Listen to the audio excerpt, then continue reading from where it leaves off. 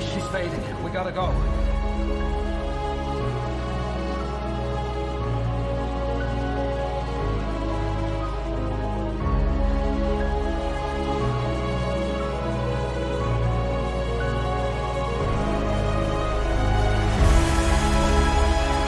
I'll get my car. What mine? Yours.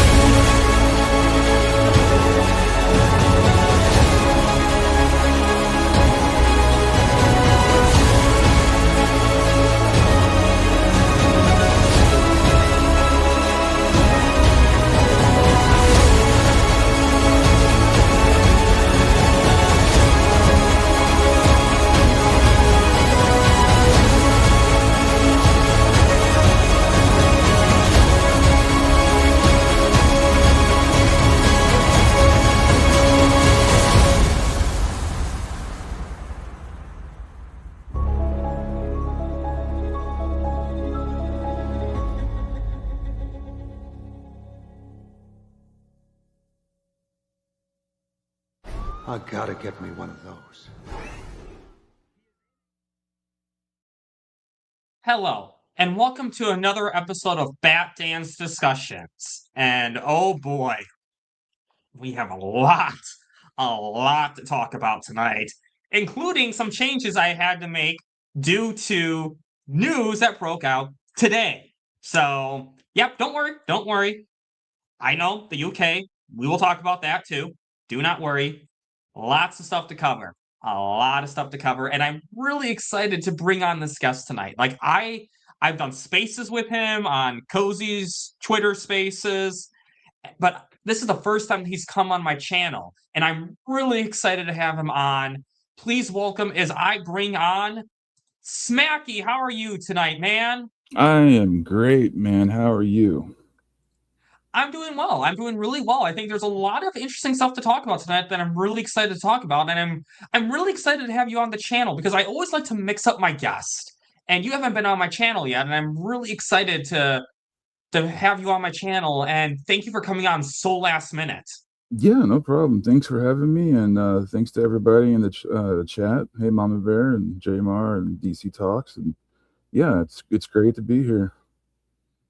And it's great to have you. And yeah, just again, so much stuff to talk about tonight. So let's just get right to it. So now we're going to talk about WarnerMount for a little bit. So, yep, that is the name I call this hopefully company that this company that hopefully does not exist. So Right.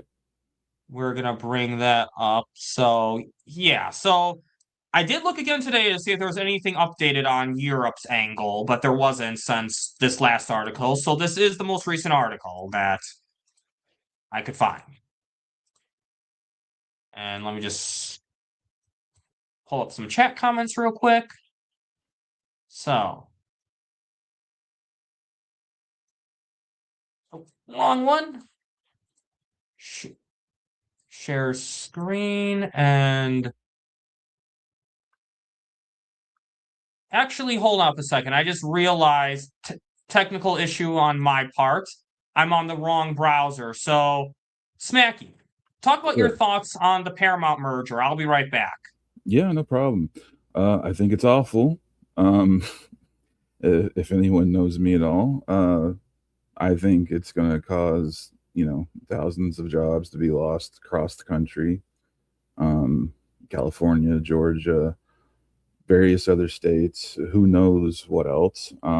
It goes beyond the film industry. There's people in the restaurant business, people in building sets and whatnot. Yeah, this is going to be terrible for multiple industries. Yeah, exactly. I totally agree with you. I mean, so what I've said is that I have bigger concerns about this merger getting approved than just the Snyderverse. Like, I have a lot of other concerns besides just the Snyderverse. And I was hoping that since the DOJ approved this, I was hoping that some of these other countries, well, I don't want to say countries. I know some countries are like the European Union's not a country. It's a group of countries that work together. But right. Oh, interesting. Okay. So yeah. we'll talk about the most updated news as it stands right now. So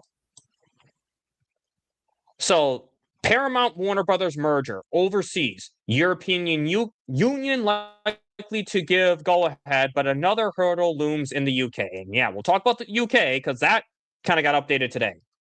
But with Paramount's $111 billion takeover of Warner Brothers Discovery likely to soon get the go-ahead from the European Union, the next question will be whether the UK's competition regulator, the Competition and Markets Authority, will follow suit. Okay, well, we know that's outdated right now, but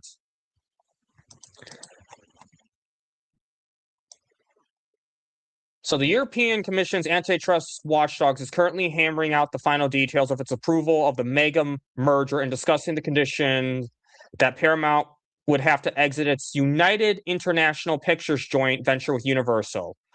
UIP is currently active as a distributor in several European territories, including Denmark, Greece, Hungary, Norway, Poland, and Sweden. I think Paramount will be perfectly happy to dump that if it means they will get the merger in the whole of Europe, Von said. But yeah, UK, that's more set in stone, but yeah, so okay, yeah. So unfortunately I get pop-ups that appear when we do stuff live. Right. So but anyway, I guess what's your thoughts about Europe potentially approving this thing? And like with the condition that they were given. The thing I don't understand is, okay,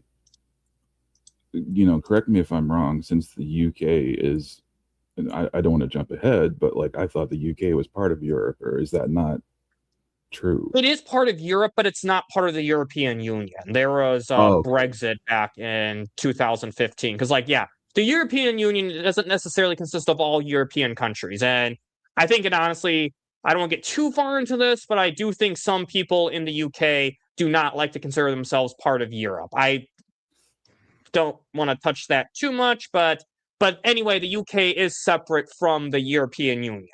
Okay. See, I really do not know much about Brexit because it always confused me.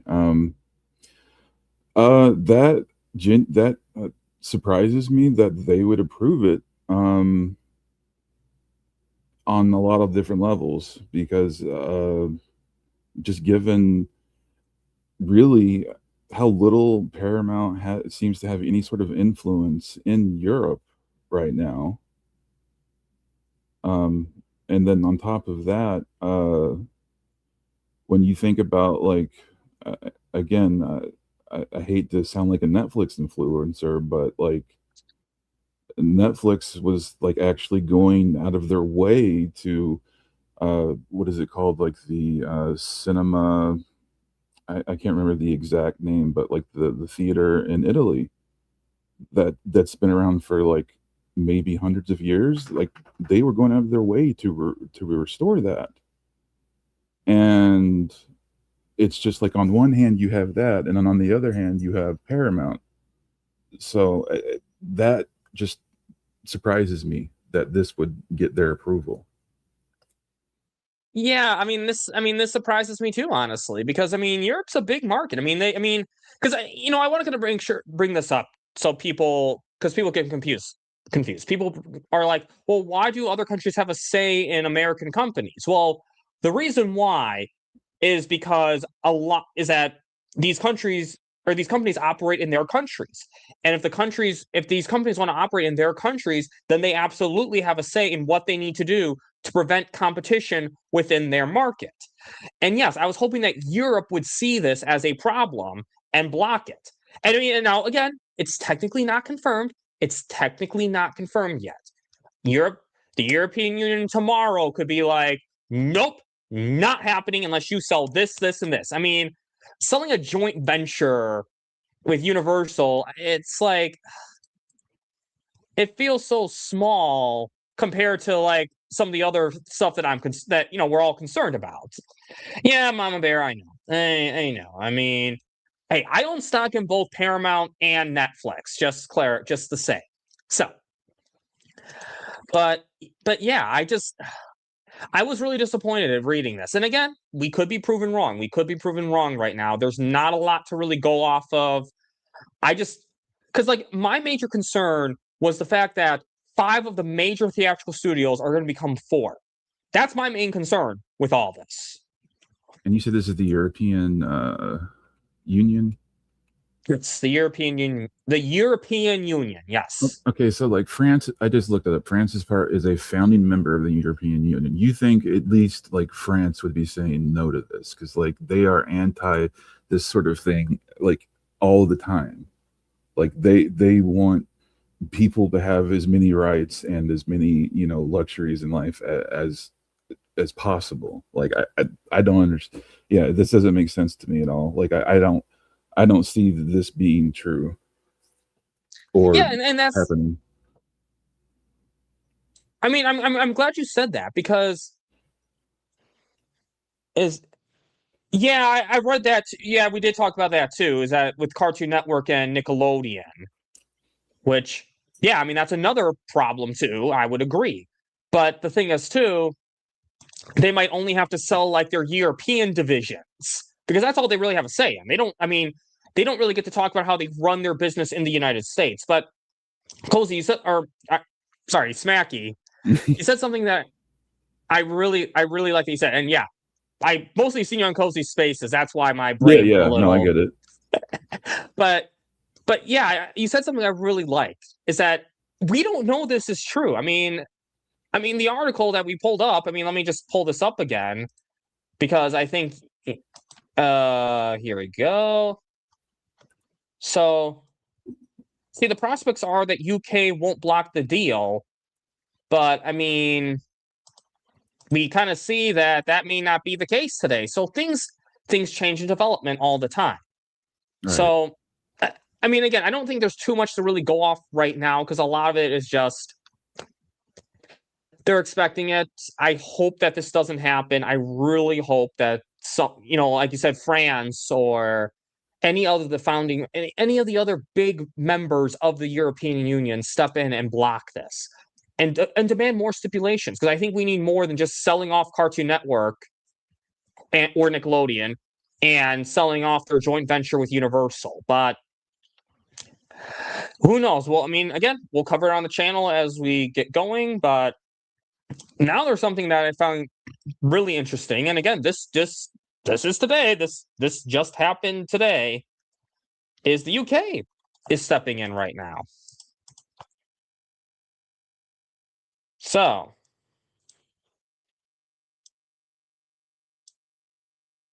British government likely to intervene in Paramount's proposed $110 billion takeover of Warner Brothers Discovery.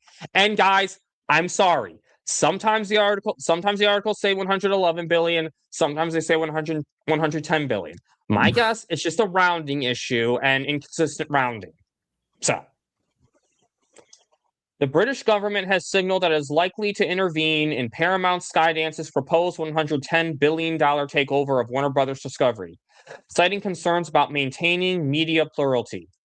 Lisa Nandy, the UK Secretary of State for Culture, Media and Sport, said in a written statement to the Parliament, guys, I know I pronounced that wrong, I'm sorry, on Tuesday. Following engagement with the parties and independent research, my department has today written to the current proposed owners of Warner Brothers Discovery on my behalf to inform them that I am in the middle to intervene. She said she would do so because of the need for, to the extent that it is reasonable and practicable, a sufficient plurality of views in news media in each market for news media in the UK. Second, it was to satisfy the need in relation to every different audience for there to be a sufficient plurality of persons with control of the media enterprises, or the enterprises providing on-demand program services, or both, serving the audience. So the move was prompted by concerns of the impact that the deal might have in the UK. Television audiences given the broadcaster Channel 5, channels like Cartoon Network, Nickelodeon, and CNN International, as well as streaming platforms, Paramount Plus, TNT Sports, and HBO Max would all be brought under the same ownership by the merger. And, we don't have to cover the whole article, but I guess, what was your thoughts about reading this, Smackey? I mean, I it gave me hope. I'll say that. Like, reading about how they're talking about how it's Cartoon Network and Nickelodeon and all these other different things. It's like, yeah, this is what we need to be seeing from multiple, agencies or governments. But it goes back to your other point about Nickelodeon and Cartoon Network, which to be completely honest with you, look, I'm from Atlanta. And I'm not far from William Street. Like, I'm not trying to dox you or anything, but how old are you? If you don't mind me asking. I literally announced it on my birthday stream last month. You're fine. 32. 32. Okay. So did you grow up watching Adult Swim at all? No, I didn't grow up watching Adult Swim. I mean, I do watch I do watch Rick and Morty now. Mm-hmm. But I didn't really grow up with Adult Swim. But I did grow up with both Cartoon Network and Nickelodeon. Okay, but do you know about William Street, like the company? I assume they're a production company for Adult Swim. Yeah, well, it's like, yeah, they're the production company for Adult Swim and whatnot, and it's at an actual street here in Atlanta. And I remember when they were announcing a lot of the layoffs for like the animation department, and it's just like, to me it feels like they're trying to slowly but surely just get rid of Cartoon Network so they can make this merger happen more smoothly, because they've already ripped up. I've driven by the building, right, and they've already stripped off the cartoon characters from the building that used to be on the side of it. Like, it's that sad.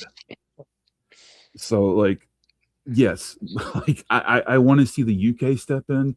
I want to see the European, Union step in. France, Belgium, Switzerland, all of them. Please, just like, do something, for the love of God. Yeah, I agree with you. I totally agree with you. And again, we'll see what Europe actually does. Because, I mean, right now they're saying they expect it to. But again, tomorrow, for all I know, they could say, oh, yeah, we are interviewing right now. But here's my big thing with the UK right now, is that I've always said that the big thing I think is going to get this merger, if anything, is not so much being sued or like being blocked by these lawsuits, more than the time and the delay that these lawsuits are going to cost. I mean, they're going to be in major debt. Like, I mean, this is going to be a really Paramount does not have a lot of money right now, guys. Okay, they do not have a lot of money right now, and every lawsuit that they take is going to cost them money. If this merger gets delayed, they have to pay money. They may not be able to afford that. I mean, if they have to sell off more assets than ideal just to get this approved faster, they may do that. Yeah, and shout out Sin Havoc, who's in chat. I think he's either him or someone else, where I read in an article where if this doesn't get done by October, they have to pay, like, I think it's either $8 or $9 million per day that this doesn't get approved.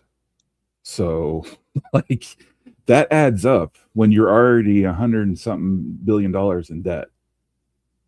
Yeah. Oh yeah. Oh yeah. I mean, because here's the thing: selling off assets not only makes the antitrust people, all these different people in antitrust, happier. It also makes them money to pay off the debt that they're increasingly taking. That's why, I mean, I have a crazy out there theory later that I'm going to talk about. And okay, Frank, so yeah, I thought it was September, but yeah, I mean, point is it has to happen sooner. Yeah, which I am a shareholder of one share, so I guess I get paid too if this gets delayed. So there you go. Which I always mention so that people know that I'm being honest. So 140 billion in debt. See, I mean, this is what I think. This is going to be the biggest asset with the UK right here. Not so much them blocking the merger entirely, but I think they're going to have to. I think it's the hurdle they're going to put on this. Plus, don't forget, there's also the attorney generals. The state attorney generals. They have a say in this too. So, which I'm still waiting on the Georgia one to step in, since we're losing all the jobs to, ironically, London. But oh yeah, like life is so that is funny right now. That is funny right now. I mean, especially I do find it kind of ironic cheering for the UK in America this week. Right. So yeah, I'm full of humor sometimes, guys. I'm full of dark humor sometimes, but yeah, I think this shows that we're a globe. I mean, it's so easy for Smackey and I to forget that there's other countries in the world besides the United States. That sometimes we live in our little American bubble, that we forget, no, there's other countries that have a say in this stuff. Because again, even though these are both American companies, if they operate in your country, in a different country, that country has a say in this stuff. Because UK can say to them, okay, if you do not agree to these terms, you cannot operate in our country. They can absolutely say that. So that's a big deal. Oh, sorry about that, Smackey. It's Tyler Perry's studio. I think it's fine. So yeah, StreamYard is sometimes so slow when I try to delete comments. Wait, what epiphany moment am I having? Oh, the country thing. Yeah. So, but yeah, I mean, I don't think this alone will stop the merger, but I do think this is an important step. This is an important piece of the puzzle to stop this merger. I think with the UK, the attorney generals, I think they can. I'm praying that they can delay this enough that the merger is either blocked or they have to sell off certain assets where the merger is not really a threat. Because if they sell off enough assets, like maybe the studios and streaming side of what the Warner Brothers split was going to be, they sell all that off to, let's say, Netflix, right. Then not as big of a deal then, because now it's 5 major theatrical studios again. So interesting. So and also here, go on, Smackey. No, I was just going to say, I still don't understand, because I thought Skydance was a relatively small studio. And I've brought this up in the space before, but it's like Skydance was smaller than Paramount. and then they bought Paramount, and then Paramount was smaller than Warner Brothers, and they're trying to buy Warner Brothers. Like, I don't understand how something smaller buys something bigger. I know. Well, I thought Discovery was smaller than Warner Brothers too, to be honest. Oh yeah, same here. Like, nobody watches TLC compared to HBO. Mm-hmm. Yeah, exactly. I know. So, it's just, and it's kind of like what I said though with like Paramount is that here's the difference between Netflix and Paramount. Netflix was in it for business. Paramount was in it for ego. Netflix could have absolutely outbid Paramount, but they're like, hey, there's a certain budget we're willing to pay. This went above our budget. We need to focus on our business before trying to get a new one. Paramount was willing to get Warner Brothers for ego, to put themselves in major debt and to potentially destroy both companies as a result. Right. Like the that's and the hard part too is I'm not going to make it too political, but like I don't know if it's David or if it's Larry's ego. Yeah, it's definitely David's ego. I definitely think it's David's ego, to be honest with you. But that's what I'm saying though. With this UK delaying it, I'm saying you may have to sell some more assets to get this to pass. And yeah, I don't either. I don't either, honestly. But but we'll get into that theory later on because like I said, I have a crazy out there theory that I'm going to discuss that I'm going back and forth between how likely it is, but I still want to discuss it. But anything else you want to say about the UK? Let's go monarchy, I guess. Yep. For the context of this context, yes. For this context of stopping the merger, yeah, I'll say that. We'll say it like that. But despite me, kind of rooting for the British right now, I am still excited to celebrate 4th of July this week. Yeah, I'm gonna grill out. Okay. Yeah, that doesn't surprise me. It kind of reminds me of a story, actually, where it was a parenting situation with Ben Affleck, where his kid wanted money for shoes or something, and he's like, "Dad, we have lots of money," and Ben Affleck said, "No, I have lots of money. You're broke."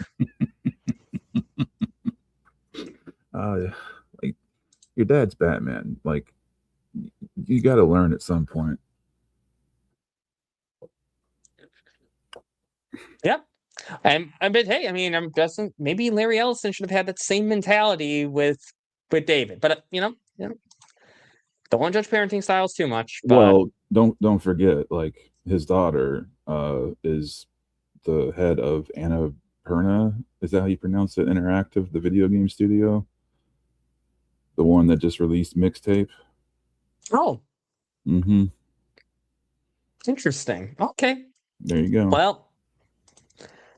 And I meant to say Larry being the father, David being the son. I might have said it the other way around. If so, my bad. But now let's move on to some very interesting news. So, Comcast and Universal, NBC Universal, announced a split today. So, let's see. Here is that. Here it is. So, pull up this article real quick. So, Now, before I pulled up this article, I have to give Sin Havoc his flowers here. He said in one of the chats, he predicted this. He predicted Comcast and Universal splitting up. Now, what he predicted, this was at the time when Netflix was getting Warner Brothers. He predicted Netflix getting Warner Brothers and Paramount getting Universal. But, well, who knows? Depending on what happens, that may still happen, but I do gotta say, Sin Havoc was kind of half right here, so I do have to give him his flowers. So, anyway. The nerd. Comcast to split Universal, NBC Universal, and cable operations into two companies. So, Comcast, just months after shedding most of its cable TV business into Versant Media, is now again cleaving itself into two separate companies, one housing its namesake cable and tech operations, and the other compromising the NBC Universal and Sky Media biz.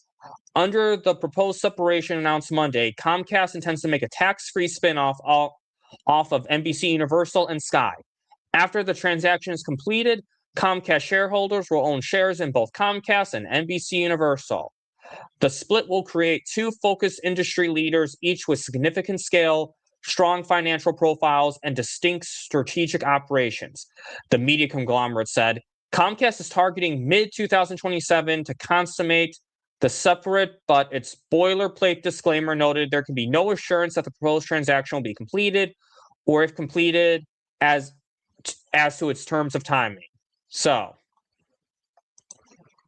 I guess, what's your thought about this, though, Smackey, about Comcast and Universal doing their little split?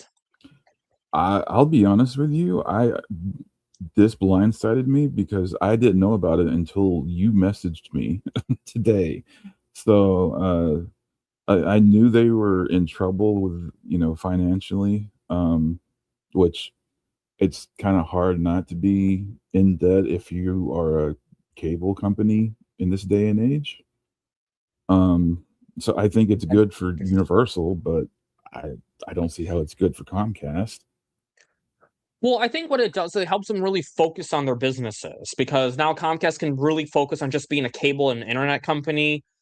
And if you don't have to, let's say, pay a lot of money to support these other businesses, you can help your business can grow a lot faster. Like, because remember, NBC Universal, they own theme parks. They have a whole theme park division, which I went on vacation this year to Universal, and I will still never forgive David Ellison for blocking the Netflix bid the week I was at Universal. I will never forgive Ellison for that one. Right. Like, it's one thing that you messed with the merger, but the fact you did it while on my vacation, no.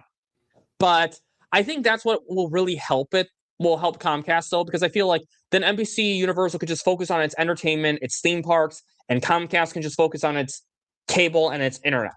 So I think that's where the advantage comes from, which essentially what was supposed to happen with Discovery and Warner Brothers. Right. As a quick aside, which Universal did you go to? The Orlando one. So I went to all three parks. Okay. All three non-water parks. So I went to Universal Studios, the new one, Epic Universe, and Islands of Adventure. Okay, nice. Yeah. I've been to that one. It's pretty good. I haven't been there since they added the Epic and the Mario and all of that, but yeah. Oh, I love it. And I've actually, the last 2 summers I was in LA, I actually did go to the California one too. So both are good. And I do love Universal. I mean, I would go more often, but money. But right. That's why I think this split could be good potentially. Because I think sometimes when a company owns too much stuff, too much different types of businesses, it can it's hard to really keep focused. Like, I mean, for example, AT&T owned Warner Brothers for a time. They're a cell phone and an internet company. They didn't know. I mean, it was clear they didn't know anything about movies. They tried. I mean, I give them credit. They tried, and they did force Warner Brothers to release the Snyder Cut. So I do have to give them their flowers for that. But they realized that this was too hard to manage, so they sold it off. And I think that's just kind of what it is with Comcast and Universal, is that it's just too many cooks, like too many different types of businesses. And if you try to run too many different types of businesses, you become like, you can only be an expert in so many things. Right. Basically is what I'm saying. No, I'm surprised it lasted this long, because it keeps happening, because people seem to forget the whole AOL Time Warner thing, and then AT&T, and now we have Comcast and Universal. So yeah, I agree with you. I hope this leads them to Universal being like they used to be, which was fantastic, movies and television, because there was a time when NBC was the go-to for comedy, and there was a time when Universal was the go-to for like monsters and other big name, like I can't think off the top of my head, but aren't they like Fast and the Furious, Jurassic Park, all that? Like, Yes, I know Jurassic Park for sure. I know, like, so to clarify with like Universal theme parks is that they unlike Disney, they get a lot of licensed IP. So IP they don't own directly. So I know Fast and Furious is at their parks, but I'm not 100% sure. Wait, let's just see. Let's see. Does Universal own Fast and Furious? Let's check this out. This is what we have Google for in AI. Okay, yes, Universal does own the Fast and Furious franchise. Okay, yeah. okay. So I mean, they do. I mean, they do own some IP. I mean, and a lot of the monster stuff. Yeah. So I mean, there's a lot of. I mean, they own a lot of cool. They own a lot of cool IP. So I'm really hoping that this will work out. I mean, and again, they have the Odyssey coming out next year. So I mean, they have Nolan. Yeah, Nolan's at Universal right now. So we'll see what happens with that. I hope for the best because here's the thing: I want competition. The whole reason we're criticizing this merger. Competition. We want more competition. Yeah, no, that's it. It's funny that there's all this bad news going on in video games, and it's at the same time it's happening in movies. I think it's happening in all entertainment, unfortunately. And I think what's so depressing is competition is going to dwindle for a while, and that's what makes me sad. Is we're not going to have those voices out there giving us different things. And you're exactly right. We do need more competition out there. We do need, this person's input or this person's idea out there that maybe we wouldn't have seen otherwise. And that's just really unfortunate when you have, what is it right now? 5 companies owning movie theaters, because we don't count A24. I mean, there's Lionsgate and MGM, but I think those are a lot smaller. I think like the big ones to me are Warner Brothers, Disney, Universal, Sony, or maybe MGM was included. I don't remember if I included MGM in one of the big ones, but I know Warner Brothers, Disney, Universal, Sony, and Paramount. Yeah, those are the big 5. Yeah, which it's funny because Sony actually beat out Paramount last year, even though I think they did more. I don't know. It was like more movies than Paramount or something like that. It was ridiculous. I just looking at the total box office numbers, because David Ellison's like, yeah, we're gonna do 15 movies a year, and they did 9. So again, him and James Gunn, they're both liars. Oh yeah. And I just wanted to say this about competition real quick too, since we're talking Universal theme parks.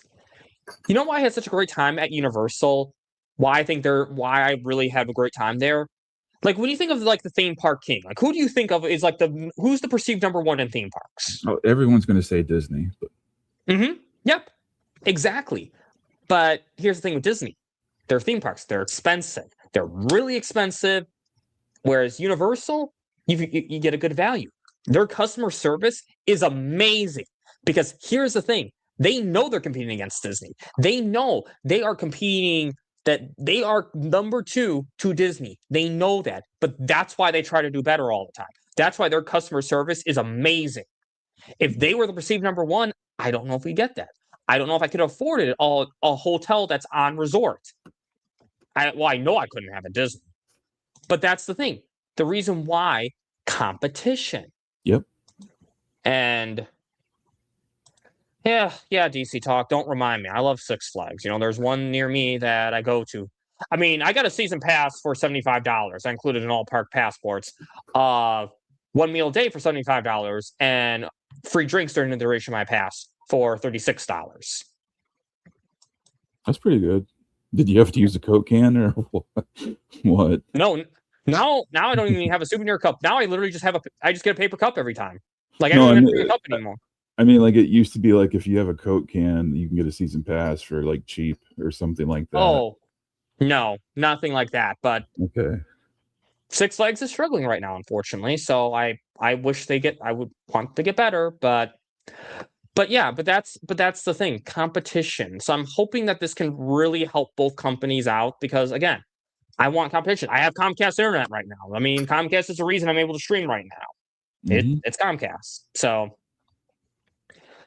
but yeah, so I want to go on to really why I brought this up because I know this may seem like not the stuff we normally talk about, but this leads me to a theory.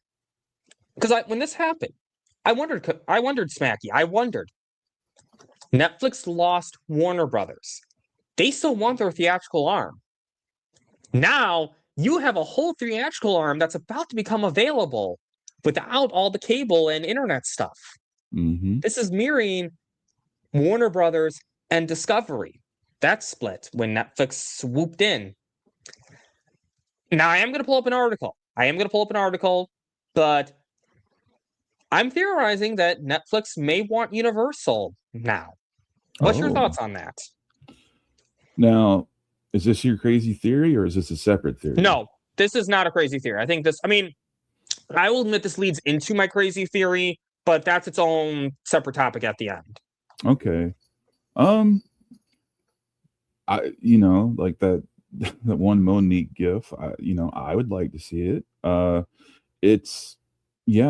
think it's very possible, like especially since their whole stance has been finding a distributor for films and physical media, because that's what people keep banging the drum on.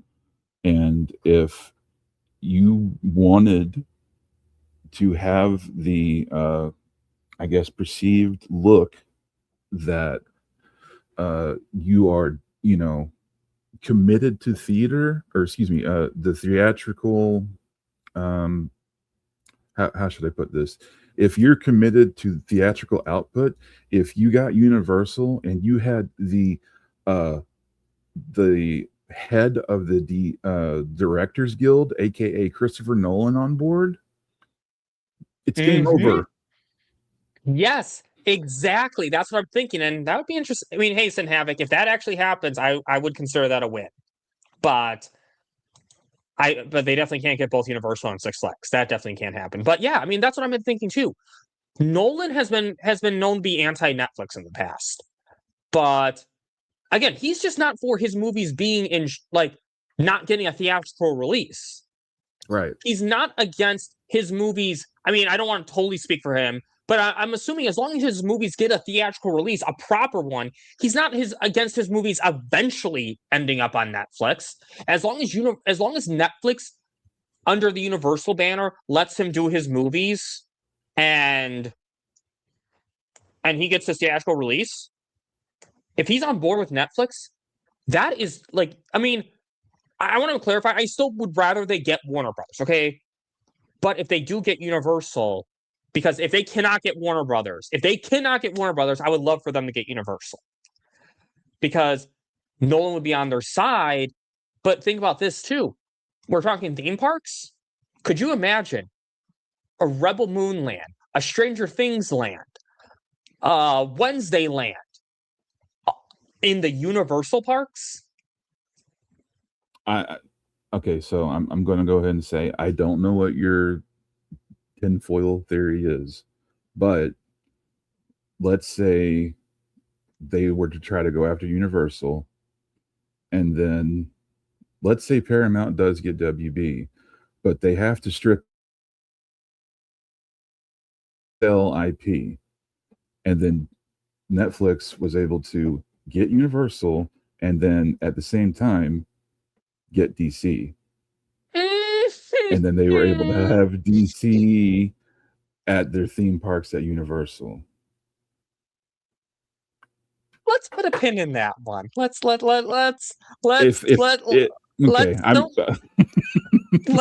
pin in. You'll see why I'm saying that. You were talking tinfoil hat, crazy theory. Let's just. I apologize for stepping on any toes. No, it's okay. It's okay.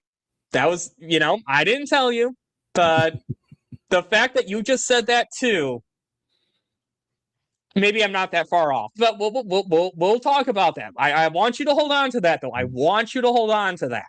All right. I'm getting excited. All right. But I'm just thinking, though, with the Universal theme parks, though, could you imagine, like, the Netflix IP in the Universal theme parks and maybe even a Netflix house in City Walk? Oh, God. Yeah. Or, That would be I mean, amazing. they would actually own, I mean, Sid Havoc's talking about them buying IMAX. Like, they would literally own, I think, isn't the one in City Walk the biggest one in the world? I think so. You see that or, is City Walk is in that's the one in California, right? They're in both California and Orlando. Think of Disney Springs. I've never been to California. I've been to the City Walk in Florida. Okay. Yeah, so basically it's the same thing though. It's basically what I'm saying. The City Walk's basically the equivalent of like Disney Springs and Disney World. It's like the shopping area of Universal. Yeah. Yeah. So like there's one in both California and Orlando. Okay. And I think currently the front runner for IMAX or Universal. But that's what I'm thinking though. I mean, I'm thinking because like that's why I think it would be such a great. I mean, and again, it kills me, dude. It kills me because I'd rather they get Warner Brothers. Okay, I'm not going to lie, but I have to think as a Netflix shareholder here. I have to think about a Netflix business, not just our Snyderverse. But we will address what you said though, later on. But thinking about just them getting Universal right now and nothing else, they would be a fool to say no, because especially maybe that's why they didn't outbid Paramount, not just because they want to spend more money, but because they saw another opportunity coming. Maybe they knew like Sin Havoc and they knew about the split coming. Yeah. And Sin Havoc, I just don't see how Netflix can legally own both Universal, like the Universal theme parks and Six Flags. But hey, if they buy Six Flags and make it better, I'm all for that. Believe me, I want them to make Six Flags better. But that's what I'm saying. Like, I mean, so before we get too much more into this, I do have to pull up this article because there is an article where they kind of say okay, here we go. So just got to pull up an article real quick. Now, this article is an opinion piece, mind you. So I do want to kind of clarify that. Would Netflix make a play for the NBC Universal post spinoff? Why that's unlikely to happen. So News Monday, Comcast plans to carve off NBC Universal. Would Netflix go back to the MA trenches? So both streaming services would benefit from Netflix's much larger scale. So yeah, after spinoff. So here's what they said. Comcast executives firmly denied that the separation of the cable and NBCU Sky business signaled expected M&A actions. Absolutely not. Definitely not. So two things with this, though. One. Oh, goddamn ads. Okay, let me close this ad real quick. Okay, one. Money can change things. They could absolutely be telling the absolute truth, but if Netflix makes Universal an offer they can't refuse, right? You think they're going to say no? No. And second, they could be lying. Yeah, I know Variety's hit or miss. I mean, let's just say they were so quick to cover all the allegations about Ezra Miller, but the instant Chase Iron-Eyes retracted his statement, they were like, So, I don't trust any of Penske media, really. I mean, that includes Deadline, Hollywood Reporter. I use the articles, but I still don't completely trust them. But they do report the news. But, Cosmic News I don't trust. But anyway. So I want to go here, where they talk about Netflix. So Netflix as a potential acquirer. When Netflix made its run at WBD, it arguably tipped its hand. Netflix wanted Warner Brothers library, and it wanted Warner Brothers IP. But NBCU's library and IP aren't quite equal to of Warner Brothers, and most would agree there's a rather large gap. But they're the next best. So, yep. But now I want to go to, again, I'm not covering this whole article because this is a... And then Netflix really... He added, we find it hard to believe that Netflix really wants to own a large theme park business, which is NBCU's primary asset. It's its most profitable segment, plus Universal Studios would be attractive, especially Illumination Animation business, which is the behind the franchises, including Despicable Me and Minions. It's hard to separate the studio from the rest of the company. Okay, here's the thing. Is the library smaller than Warner Brothers Discovery? 100%. Absolutely. I'm not even going to pretend that that's not the case. Okay? But that's still a good, like, again, it's the theatrical business. Netflix still has their own IP. As a big reason is still, at the end of the day, the theatrical distribution engine. And not only that, and they say theme parks. Okay, maybe they're not a theme park business. I mean, Sin Havoc thinks they're going to buy Six Flags. We'll see about that. But you also got to keep in mind, too, Netflix can always leave the people who are running that business well. They don't have to fire them. They can say, hey, guys, do what you're doing. Okay? Keep doing what you are doing right here. The only thing we ask is that we incorporate some of our Netflix IP into the parks. Exactly. Like, I guess, Smackey, any thoughts you have with this? Yeah, like it goes back to your point of, either adding a Netflix house or even potentially adding more parks for that matter. Like, to even go back to your other point about them having great customer service.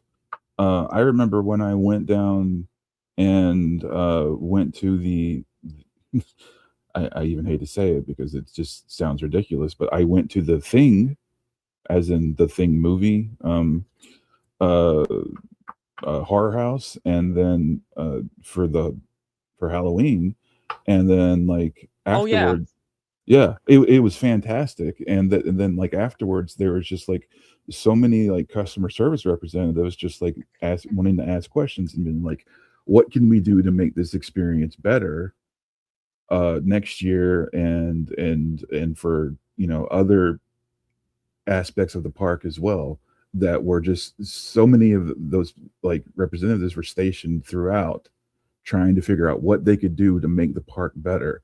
Whereas when I went to Disney, it was just like I didn't see that. And like to me, that made a night and day difference. And I see that with Netflix as well. And then what a lot of people don't know is if you go to a Netflix house, you can go in for free and you can see their stuff for free. Like if they have Wednesday or one of their movies playing, you can go watch it and it doesn't cost you anything. It only costs money to buy food or to like do an experience. So this is like, if you want to talk about like better value again for people, like I could see this being a major thing for them to where they're like, hey, if you have a Netflix membership, you can go to Universal cheaper, and all sorts of incentives that just like suddenly this is like way better than just like, oh, hey, you're a Disney Plus subscriber. That's cool. It's still $500 to get in the park, Oh, yeah. Oh, yeah. I mean, yes. That's you. So many great points you brought up right there. Like, that's the thing. And and they say, like, I'm glad you brought up Netflix House. Netflix is already working on out-of-home experiences with theaters, with the mini golf at the Netflix House and the other experiences. A theme park would be the logical next step, because I always say, like, theme parks and movies are there's a lot of overlap in the business, because theme parks, a lot of their IP is mostly movies and TV shows. That's the IP at the theme parks, mostly. right? I mean, Six Flags, Looney Tunes, and DC. So, I mean, there's lots. It's a very logical Next step. And again, Netflix doesn't have to like fire the guys and bring in their own people. If they're saying, "Hey, you're doing a good job," Netflix doesn't have to fix what's not broken. They don't have a theme park division. They literally can just let them run it. So no, there won't be any redundancies. So what do you mean a Hulk situation? So I will say this though. So basically, I do want to go over the agreements with, because I watch a lot of theme park videos. So Universal Islands of Adventure, they have the rights to Marvel, the theme park rights for Marvel. As long as they treat the properties right, they get the deal indefinitely. They can't make any new additions because Marvel has to approve any changes. Now that Disney owns Marvel, they're not going to do that. They can only renovate the rides, basic renovations. That's it. But with DC, there's a new agreement, actually. So originally, the Six Flags agreement didn't apply to Las Vegas. Like, there were exclusivity to DC and Looney Tunes. Didn't apply to the Las Vegas metropolitan area. Why? Don't know. But now it's been updated. It also doesn't apply to Florida. And there's no agreement with Marvel that they cannot do DC in the same park. What do you know about as far as like Harry Potter?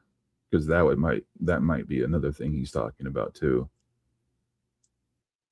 Oh no, I mean Warner Brothers, and because Warner Brothers doesn't have their own theme park, they're doing, and J.K. Rowling has a huge say in the Harry Potter IP too. Okay. Universal is treating Harry Potter right. They are doing everything with Harry Potter that J.K. Rowling wants. Harry Potter's not going away anytime soon. Whatever happens with Warner Brothers, Harry Potter is not going away. Okay. So. Okay, yeah. So in terms of theme parks, yeah, those rights are so confusing. I don't know exactly how it could work, but yeah. Oh, okay. Yeah, I thought that he meant theme park. Yeah. The film rights are so weird, man.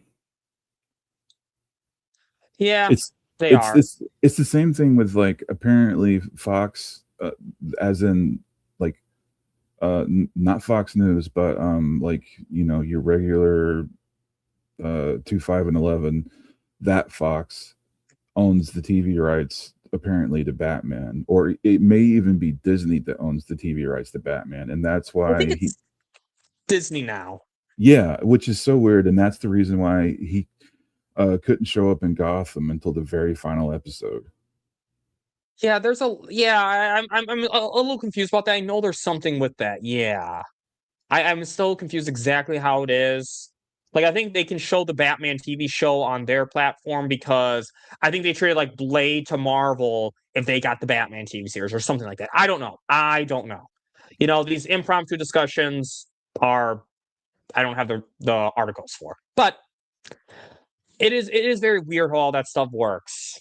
But yeah, I do think though, I don't care what that article says. I really don't. I think that like, if they cannot get Warner Brothers, they are going for Universal. There is no reason not to. And again, I'm saying this as someone who wants the Snyderverse under Netflix. But I can't just look at my Snyderverse goggles with this. Make no mistake. If they get Universal, I still think that there's still absolutely a chance for the Snyderverse on Netflix. I'm not. But I have to think business here right now. Mm-hmm. And this is a good play. Especially, I'm just saying, seeing Zack Snyder's IP in the Universal theme parks. You think I'd be against that? Like, this is promotion of their IP in the parks that people go to. I mean, Simpsons Land is closing soon. It's not official, but it's closing soon. They're going to have to replace that land. The Lost Continent's going to have to get replaced. Epic Universe is still looking for expansions. Yeah, like you said, like a Stranger Things ride would go like so hard. Rebel Moon. Yeah. I don't know what else you could do for Netflix, but there's so much potential. Yeah. Oh yeah. Narnia. Yeah, yes. You see, I mean, it's good for Universal because they don't have to license out the IP because, I mean, Netflix owns it, so they'll probably just get that for free because Netflix will want the promotion, and then Netflix has some of their IPs promoted. Like, this is a win. Like, again, Netflix doesn't have to do anything other than implement their IP in the parks. That's Right. it. They don't have to do anything else. So I think the theme parks kind of makes up for the lack of IP. So Yeah. and then we'll go into the crazy out there theory because I think that's going to come into play with this too. So I think it's safe to say we're both in agreement Yes. on this. 100%. And now let's move on. So Gunny Poo and Peter Safran meet with David Ellison. So we won't cover this too much because this is kind of an outdated article right now because, as you guys know, with these live streams, anything can happen. That's why I'm having to scramble to do a lot of research right before the stream starts when I hear announcements of the UK stepping in. So, Supergirl producer says David Ellison has met with James Gunn, Peter Safran. He's pretty open to what we're doing.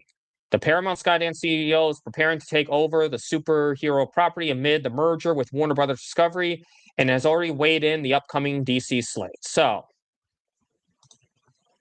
DC Studios chairman and CEOs James Gunn and Peter Safran have already met with Paramount Skydance chairman and CEO David Ellison amid the ongoing proposed merger between Warner Brothers Discovery and Paramount Skydance. At the Brooklyn blue carpet premiere of Supergirl on Monday night, executive producer Lars P. Winther confirmed that Ellison has already been to Atlanta where Man of Tomorrow, the follow-up to 225 Superman, is currently in production. He came to Trilith Studios already. That's where we shoot all our movies that James Gunn directs, Winther told The Hollywood Reporter. He came to Atlanta, we showed him everything, and we're having discussions with him. After Netflix declined to Larry's a bid, Ellison is interested in the duo's work. He's pretty open to what we're doing. We do have a slate, and a lot of it, obviously, Clayface is coming out. We already have the Lantern TV show. On those things, the train's left the station, so we're good. But he's a big fan. He's been great with us. He's giving us kind of what we want. So far, everything's good. Okay. What's your thoughts on this? That last part, he kind of gives us what we want. Okay, yeah. Let's go back. So, yeah, I know. He's giving us kind of what we want. So far, everything's good. That is such a weird statement to make, but all right. Yeah. Yep. This begs the question, is everything good right now? Because, I mean, he didn't sound enthusiastic. He sounded open. Right.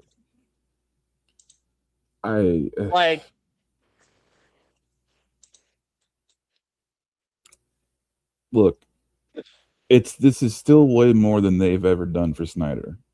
So at this point, it still points towards either Gunn or the actors of Guns. Yeah. It's not great news. It's not definitive news, but this is not a definite win. I still have concerns with Paramount. Okay? Right. Like I said, I still want Netflix to get Warner Brothers, despite my propping up them getting Universal. That's just a consolation if they don't get Warner Brothers. I still prefer Netflix to get Warner Brothers. And this right here does concern me because here's the thing. Whether or not we get the Snyderverse, I still want DC to be a good brand afterwards. Yeah, I would like a good DC movie. We've only had one in the past, 5 years? Yeah. Yep.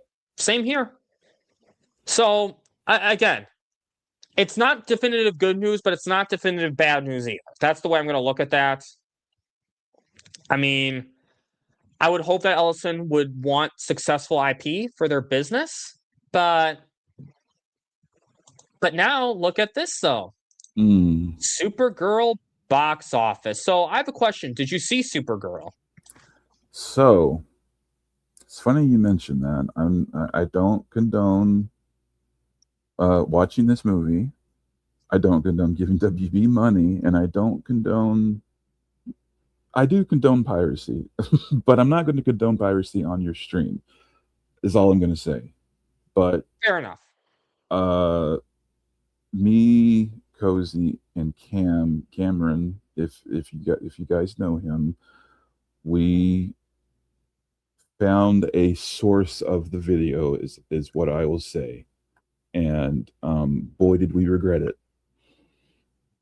I will say I do not condone that whatsoever on this channel, but you did see it, so I'm still curious. So I'm still curious what you thought of it, though. So, look, man. You know, if you thought Superman was bad, oh, it was bad. It gets worse. Like, I didn't think it could get any worse. It somehow got worse. It sets the tone in the opening 30 seconds because it literally opens with Crypto pissing on the newspaper with Superman on it.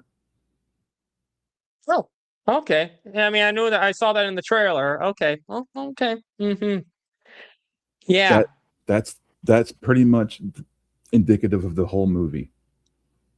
So, yeah, it's one of the worst comic book films I've ever seen. I would rather watch Catwoman again. I've never even seen Catwoman. I would rather go watch that than watch Supergirl ever again. Okay. I mean, I'll tell you this. I mean, I saw Superman. I didn't like it. I've said publicly on stream the only reason I watched it is because my dad made me watch it because he said I needed to cover it for my channel. But my dad hated Superman too. So fair enough. Yeah. But let's go on. Let's go on to how Supergirl ran into kryptonite at the box office. Superman's cousin to lose $125 million. Marvel boss Kevin Feige once said back in 2017 at a Guardians of the Galaxy Volume 2 presser, when it came to the studio's embrace of deeper comic book stories like Black Panther and Ant-Man, the biggest risk was not doing them. The biggest risk would have been doing Iron Man 1, 2, 3, 4, 5, 6, 7, 8. As such, the revived DC Studios under the Guardians of the Galaxy franchise filmmaker James Gunn and Conjuring franchise producer Peter Safran has plans to do exactly that. Not to gavage the moviegoers' diet of Superman, Batman, and Wonder Woman, but rather build secondary DC characters into diamond properties. Okay, yep. So they took, and you know what? I'm just gonna jump straight to the chase here. So the Supergirl franchise, it has cost Gunn and Safran's DC dearly. Industry sources are estimating a $125 million loss after a $68 million worldwide and $37 million domestic opening, and all first cycle downstreams as ancillaries. Warner Brothers sources have told us break even for the Craig. I'm sorry for mispronouncing his name. Gillespie, I think. Directed space opera resides in the 350 million global range after a reported 170 million to 187 million net production cost and 120 million global P&A cost. This does not include the DC record 100 million promotional partner campaign. So, okay, DC knew there were hurdles ahead. The response to Supergirl was good, not great. And that just doesn't fly with any superhero movie today. Tracking service told Deadline as summer kicked off that Supergirl, along with Amazon's MGM Studios' bomb Masters of the Universe and Universal's Amblin Disclosure Day, where key events films were extremely lukewarm in their word of mouth. The whole hum in Supergirl was further exaggerated by the response to the first trailer and the takeaway from CinemaCon. You know, just stop. Okay, the movie was just not. I mean, I haven't seen it, but from what you're saying, the movie was just not good. People were not interested. The first Superman movie did not do well. And you're talking about building up these secondary characters. Why are you starting with secondary characters? Guardians of the Galaxy was earned with after the Avengers, after you did Iron Man, Captain America, Thor, Hulk. Yep. You did Superman. And I'll even say this. I can forgive them not doing Batman right away because Robert Pattinson's Batman. But do Wonder Woman at least. Why are you starting with Supergirl next? Why are you doing Supergirl next? You got to build up your core characters, then you do your secondary characters. You got to earn that. Yeah. And I can't read the name. My cat is in the way. Sorry, but they were asking me if I thought that if Zaslav would continue with the Black Adam storyline, did they make a mistake from diverting that? And it's like, well, spoilers for Black Adam if you haven't seen it, but they got rid of Pierce Brosnan. And he's the only reason that movie didn't open in China. And they did not market Henry Cavill in the film at all until after it came out. So let's say moving forward, we had Henry Cavill and we had a new Doctor Strange or anything like that to where there wouldn't have been an issue, then we could have had the China market. And we would have had Henry Cavill, and we would have done the second hurrah. We wouldn't be in this mess. Yeah, and I'm glad you talked Black Adam because we actually will talk about that in the next topic because that's actually very key in some of what a certain producer says. But so hold on to that. Hold on to that because that's going to come into play. But in terms of this one, here's the thing: even the first Superman movie. Ignoring inflation, a movie from 12 years prior beat this one. Man of Steel did more without inflation 50 than million Superman. tickets more. Exactly. It was already not off to a great start. The DCU was already off to a poor start. And now this movie did even worse. Like, if you're going to, if you chose to do a more obscure character for your second movie in the DCU, Gunny Poo, you chose to do that. No one forced you to do that. No one held a gun to your head saying you have to do Supergirl next. You chose to do that because you should have been confident that despite it being her being an obscure character, that this movie was going to do well. It didn't. That is the reality of it. I don't care for the excuses. Excuses do not pay bills. Okay? Rotten Tomato scores do not give the shareholders money. The movie just... Okay, go on. No, I'm just, like, do you care if I give very, very light spoilers? I really do not. No. Okay. And I don't think anyone in my chat does. Like, this movie is supposed to be about girl power and all that, right? Which has been the major contention point. It's like, oh, you have to be an incel if you don't like it, or misogynistic. And it's like, okay, how many girls do you know listen to Modest Mouse? Or like, do you even know who Modest Mouse is? Like, like they're an indie band from 2004. What about like Eagles of Death Metal? Like, do you know that band? Like, do you remember Jimmy Eat World? Like, do any of these bands ring a bell to you at all? Because all of these bands are the kind of bands that you would be listening to in the early 2000s if you were like a teenage boy. And like, I even said this to like Cozy and Cam as we're watching this, because like this is reminding me so much of an early 2000s movie. And I mean that in a derogatory manner because there's great films from that era. This was like, again, reminding me of a Peter Safran spoof movie. And oh, do you know the biggest cameo in this film is not from like David Cornsweet as Superman? Do you know what the biggest cameo in this film is? Freaking Seth Rogen as a like, I don't know, 8-inch alien who plays like a translator for a bus driver. That's it. And the entire driving plot of the movie, Krim is trying to get brides or little girls to be brides / breeding machines, right? And he has, I don't know, about 10 opportunities to get women / girls throughout the movie, just like he has a chance to get Kara and what's her name, Ruthie, at like near the beginning. And instead of getting them, he just shoots Crypto with the poison. And then every other girl he comes across, he just straight up murders.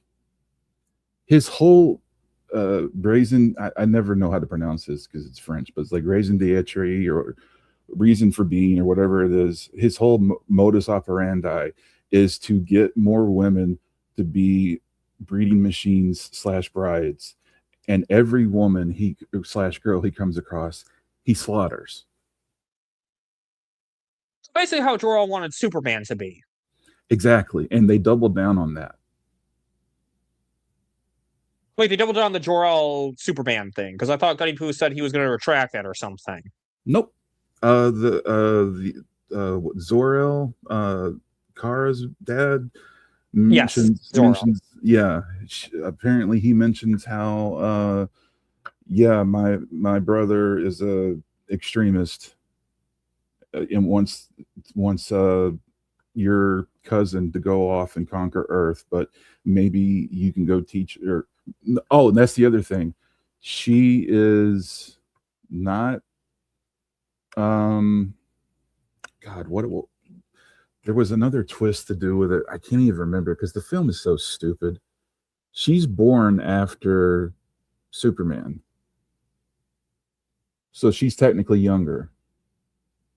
And not because of the whole like Phantom Zone, Warp Zone thing. She's just straight up younger.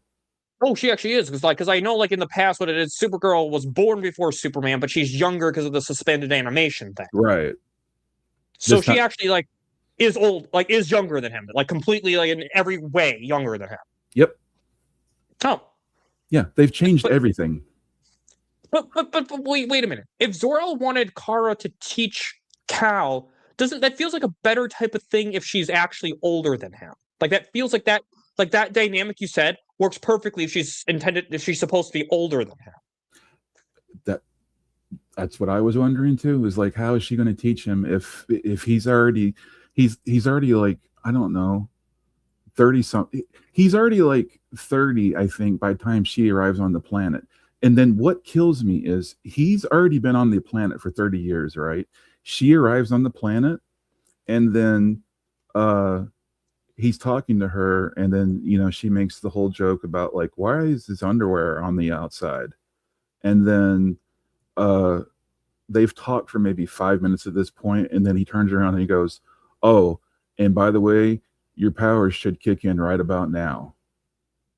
How the hell would he know that if he's been on the planet for 30 years? Wouldn't he know that his powers would have kicked in like right around the time when he's like, I don't know, a baby? Like what? It's plot hole after plot hole. Oh yeah, and you know what, TJ, I'm really glad you actually brought this up because I don't give every movie the pandemic excuse, but I definitely give Wonder Woman 1984 the pandemic excuse, and that did better than Supergirl. Okay, see, and again, it has like everything you just said here, and this is why I hate the excuses for why people didn't like it. Like, it's misogynistic. You know why I really hate that excuse more than anything? To me, that's like saying that women don't deserve good movies, that we should lower our Exactly. standards for female-led movies. And I will not do that. I will never do that. Okay? Women deserve good movies just as much as men do. And they are female-led movies are just as capable of doing well as a male-led movie. And to use that excuse immediately to a movie flopping is actually, to me, that's disgraceful to women, in my opinion. I mean, I know this is two men up here commenting, but if someone, Mama Bear, if you agree with what I said, please comment in the chat. But this is what I'm saying. Like, Superman was supposed to build up the momentum to the DCU. Okay, Superman was supposed to do that. So the next movie after that should have done better. It didn't. It did worse than that. Okay? That's not good for the DCU, guys. Okay? This is not good for the DCU. I don't want to hear... I mean, we'll talk about some of the excuses that are coming up. But no. This movie... I mean, again, I haven't seen the movie yet, but I have no interest in the DCU. Okay? I probably will not watch this movie unless my dad makes me. Which he may do. Because he is right. I probably should talk about this on my channel. But I mean, if you other drink, than that, what were you gonna say? If you drink it, that might be a good time. Okay, thank you, Mama Bear. Thank you. And like W. Mir, like he's not wrong. Like I'd rather watch 84 over Supergirl. Well, here's the thing. 84 at least was good enough for me to think that it was a good movie at first. Because that's happened with me in some movies. I'll watch a movie, I'll think it's good the first time, even the second time, but then I rewatch it more. It's like, okay, it's really not that good. And that's how I felt about Wonder Woman 1984. But at least it was good enough for me to actually think it was good the first time. Okay? Yeah. Superman wasn't. And I have a feeling Supergirl won't be either. Okay? This movie was just bad. This is not a good direction for the DCU. Like, Superman was supposed to be there getting the audience's trust back. Okay, you can only have so many movies, which no. This is the box office results were bad. Okay, we can all agree with that. But I think what's more interesting is what that actually means, because, or wait, did I? Oh wait, is this the right article? Okay, yes. Let's pull up this next article because. Hold on a second. Peter Safran defended this shit. Okay. Okay. So himself. Peter Safran still confident in DCU strategy after Supergirl didn't meet box office expectations. Although Supergirl has failed to soar with its opening weekend, the DCU still has some tricks in store for moviegoers. Following the Craig-helmed movie's premiere, and yes, I'm just going to skip the last name. You see it right here. DC Studios co-CEO Peter Safran admitted the title didn't live up to Warner Brothers' banner box office expectations against its reported $175 million budget. While Supergirl didn't meet our box office expectations, it's just one component of a broader long-term strategy at DC Studios that we remain confident in. The DCU's upcoming slate includes director James Watkins' Clayface, premiering October 23rd in theaters, followed by DC Studios co-CEO James Gunn's Man of Tomorrow, which is set for July 9th, 2027. The Lantern series is also expected to premiere on HBO 2026. With the World Cup and a just stop. Theaters are indoors, and they're air-conditioned like hell. Just stop. A Supergirl is currently looking at a $68 million global opening weekend, taking $38 million domestically. Okay. Only slightly surpassing Joker Folie à Deux. Carl Zoll's debut solo outing in the new DCU is far behind Arthur Fleck's $100.48 million global opening for the 2024 Top Phillips directed sequel. Despite Supergirl's box office kryptonite, Superman follow-up saw the highest opening weekend for any superhero movie in IMAX history. Oh, no, I'm just.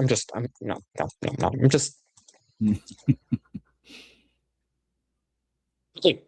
Supergirl Superman didn't make money. Supergirl made less money. Do you think Clayface is going to make more money? No. Especially now that I'm hearing it's funnier than we thought. Yeah, Patty Jenkins at least tried. I can give her that. Yeah. Yeah, and thank you, Mama Bear. I had issues with Wonder Woman 1984. But I don't think it was sexist towards men. I don't think men were put down to prop up women. Well, except for the guys whose body got taken over. But yeah. Okay, yep. That one did bother me, even the first time I saw it. Yeah. Other than him, but yeah. But they weren't making men be stupid or anything. Yeah, it's just a Gillespie. I just want to make sure I pronounce that right. But see, here's the thing. They want to be like, oh yeah, they're trying to build up trust. It's just one component. Wasn't Black Adam supposed to do that too? And they said that wasn't good enough? Yeah, and it still made more money than I think everything except Aquaman 2, maybe? Yeah, I think so. Let's, I just want to. So I want to just Google AI. I'm using Google AI as a source, guys, because I just, Black Adam made more money during its opening weekend, earning $67 million domestically and $148 million globally. By comparison to the standalone Supergirl movie debuted to a disappointing $38 million domestically and just $68 million worldwide. So, I'm sorry, if Black Adam wasn't good enough to continue on building the audience trust again, and a Superman cameo that wasn't marketed wasn't enough versus a Superman cameo that was marketed. Yet Black Adam still did more. Still did better than Supergirl. And Corn Sweat's in the movie way more than Cavill was. And it wasn't a secret that he was in the movie. Mm-hmm. Okay, let's... This is a fun game. So this is I want to let's do this one now. Let's do this one. Okay? The Flash made more money on its opening weekend than Supergirl. The Flash grossed $55 million in the US and Canada, grossed $38 million. But the Flash still pulled in 17 million movies during its first few days in theaters. I mean, he's not wrong. Morbius debuted too. Wait, let's see. Hold on. Let's. This is a fun game. This is a really fun game. So, and this is just Google AI I'm using, guys. I'm not a big fan of AI, but I'm not gonna lie, it is convenient sometimes. Morbius made more money on its opening weekend than Supergirl. That's just sad, man.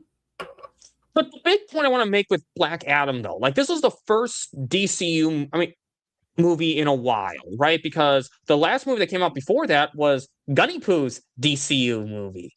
Mm-hmm. DCEU movie, the Suicide Squad, the one that's partly in the DCEU and partly in the DCU. I still don't even know why that was approved, but okay, Black Adam was trying to regain the trust of the audience, and the audience was hyped after Superman. Okay, they were building something bigger, and at least with Black Adam, there was hype afterwards with Henry Cavill announcing he was back as Superman. You had WB, IMAX, Instagram, at every social media platform out there welcoming Henry back. Oh, yeah. I remember that, but he wasn't hired, even though Warner Brothers welcomed him back. But you had hype, okay? Black Adam was one component, but it brought in, it was a really good component that definitely brought in a lot of hype. Okay? And then you announced the reboot, which, again, tanked the last 4 movies of the DCEU. I mean, there was other issues, I'm sure, but still, Black Adam was hype. You don't have that now, okay?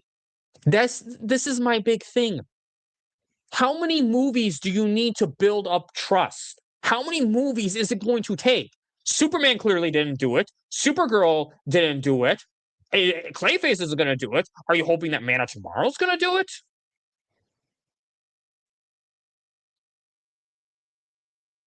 I don't think there's any trust left for DC. I really don't.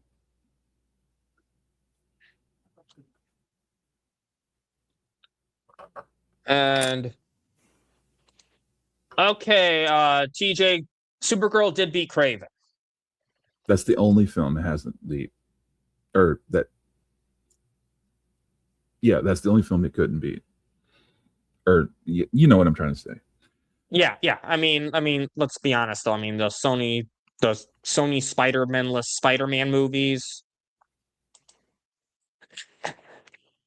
Good one, Mama Bear. Good one. And see, here's my big thing.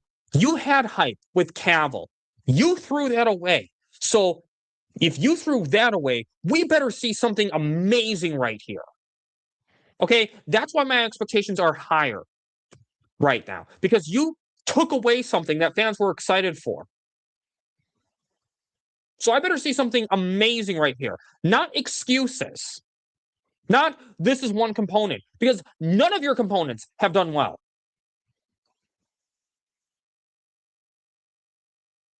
Like, I hate to say it, but everything feels like a money laundering scheme, because I don't understand how you spend $363 million on a Superman film and it looks like that, and it's full of actors I've either never heard of, or your biggest actor is Nicholas Hoult. And aside from Superman, all your heroes are lesser knowns or spin-off characters. Like Supergirl's a spin-off character, right? I mean, Supergirl, Robin, Batgirl, they're spin-off characters. They're not their own. They're part of a larger franchise. Supergirl, part of the Superman franchise. Robin and Batgirl, part of the Batman franchise. Jimmy Olsen, part of the Superman franchise. Jimmy Olsen is a spin-off character, a supporting character. Okay? Mm-hmm.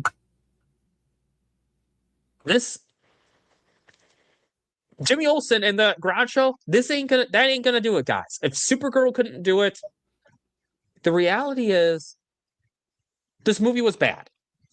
To me, this was the wrong direction. I guess. Do you have anything else you want to say about these lame ass excuses from Peter Safran and them still being confident? I mean, he's gonna, pull any sort of excuse out of his butt that he can think of. Like, I'm surprised he didn't say anything about misogyny or whatever. Like, he's gonna say whatever about how, you guys still have lanterns to look forward to when like nobody's looking forward to it. So again, they can say whatever they want to. It doesn't matter at the end of the day, because nobody's gonna watch this other stuff. Yes, and what this means going forward for the DCU. I'm sorry, the DCU needs to go. I mean, this is just it right here, guys. I heard rumors that supposedly Gunny Poo is told that he has to tie up Man of Tomorrow like a bow. Fine. Okay? But you cannot keep losing money. I want to see DC be a good brand. I want to be excited for DC, and I'm not with the DCU. This is more than just Snyder. Okay? This is nothing. Even if, let's say, we got the Snyderverse and it was finished off properly and I saw Superman, I would not be excited. Supergirl, I definitely would not be excited. The DCU needs to go. Okay? Gunny Poo and Safran need to be gone from DC. Okay? This is what needs to happen. Those two chuckleheads are not the right direction for DC. Okay? That's just Smackey. Go. I'm kind of being broken right now. And what up, Necron? What up, Necron? No, I'm right there with you. And like, if my webcam wasn't packed away, I would be winking at the camera. But Mama Bear knows, like, read between the lines.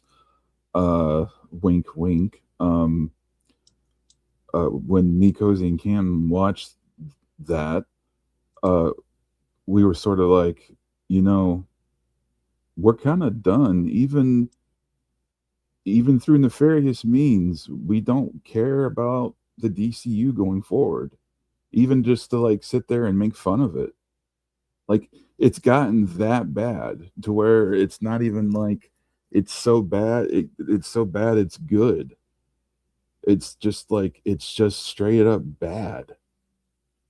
And that's like the saddest thing is all. The saddest thing is all. Like Batman and Robin, like it's cheesy, but it's still entertaining. It's still got Arnold Schwarzenegger.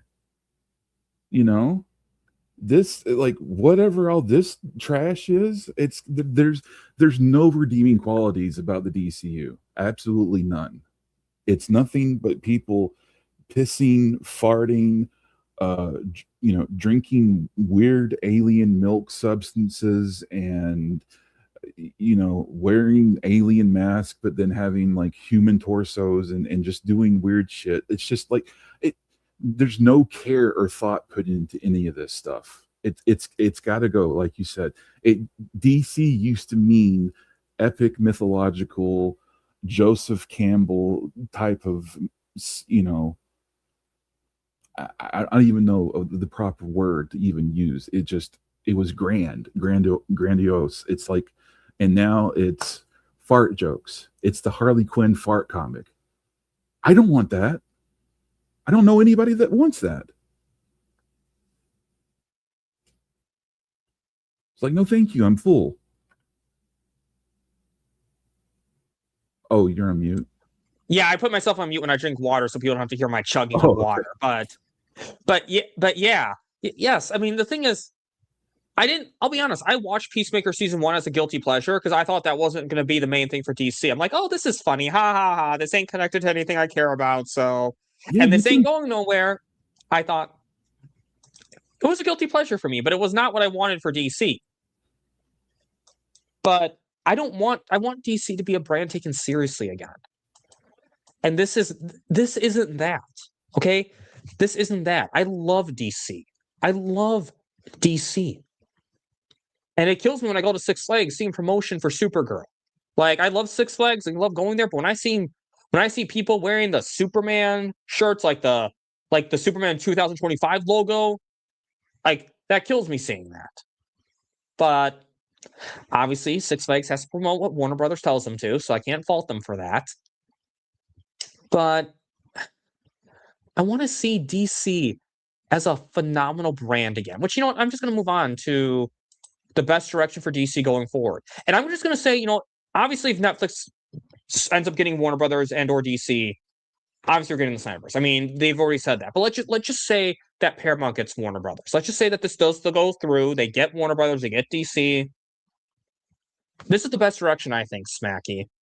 I think what they need to do, they need to reboot. They need to completely reboot, but take time for the reboot and get back trust and pay off debt. And this is what they need to do. They need to, one, they can let the Batman franchise, like Matt Reeves franchise, continue. That can succeed or fail on its own. But in the meantime, license projects to Netflix. The AR cut. Henry Cavill's Man of Steel 2. Ben Affleck's Batman v Deathstroke movie. Zack Snyder's Justice League 2. Zack Snyder's Justice League 3. License those projects out to Netflix. You can co-produce them with Netflix. Or if Netflix does get Universal, just sell them off to Netflix. Universal can distribute them, and then you get a chunk of the box office or whatever, right? Whatever. Do that in the meantime. This will give you time to not only get trust back, but also give you time for your proper reboot, to do a proper reboot and really formulate a plan in the meantime, because you need time right now, okay? You can't jump into a completely different reboot right now because the audience is sick of it. But if you go back to a franchise of DC that people are familiar with, do that first, complete it, give time for people to forget about the DCU, then you can do your own franchise. Because I've said, I would love more Snyderverse, but if we get a proper conclusion to the Snyderverse, I'm fine with DC rebooting. I would love more. I would prefer more. But at the same time, if all we got, and I mean, I'll admit that even sounds like a lot too, I admit. But if we did get all that, I would have no demand, I would not campaign anymore for more Snyderverse after that. We got a proper conclusion. Zack Snyder tells the story he wants to tell. Ben Affleck tells the story he wants to tell. Henry Cavill gets his arc that he wants. I'm happy. Yeah. I guess. What's your thoughts, Smackey, for the best direction of DC going forward? No, I think that's really what we need, is just to have, what we were promised, what the actors and the directors are promised. I think that's the biggest thing, is like there is a wound in everyone's heart that just, it's not going to go away. I don't care what people say. It's going to stay there until that promise is fulfilled. So yeah, all the Snyderverse stuff that was on that original slate, and whether it's Man of Steel 2, Batman, Justice League 2 and 3, or hell, even Wonder Woman 3, which again, Gunn promised and lied about. Wonder Woman 2. There was no Wonder Woman 2. Yeah, for the Snyderverse. Yeah, right. Wonder Woman 2.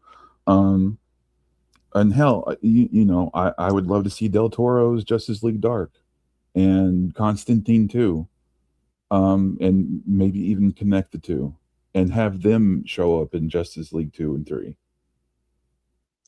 Yeah. Yes. I mean, that would be cool too. I mean, yes, there's so many different possibilities they can do. You're right. Yes, do a Constantine 2. Like I said, take time to finish the Snyderverse out. Give it time, because maybe you want to do a reboot. Maybe you want to run multiple universes, what Frank C says. But whatever your plan is, you need to take time to figure this out, because rushing into a plan C ain't going to cut it. No. And I say license it off to Netflix because WarnerMount is going to be in big debt right now, and they're not going to be able to afford to do this all themselves. License it off, get some debt paid off, get excitement for your brand back, and then boom, do whatever you want. No, and I'll take it one step further. I completely agree with Frank C, and I'll ask you, and I'll ask everybody else. Like, do you all remember the feeling that we all had when, back around the time when they announced the Snyder Cut was coming, and then we had Fandom?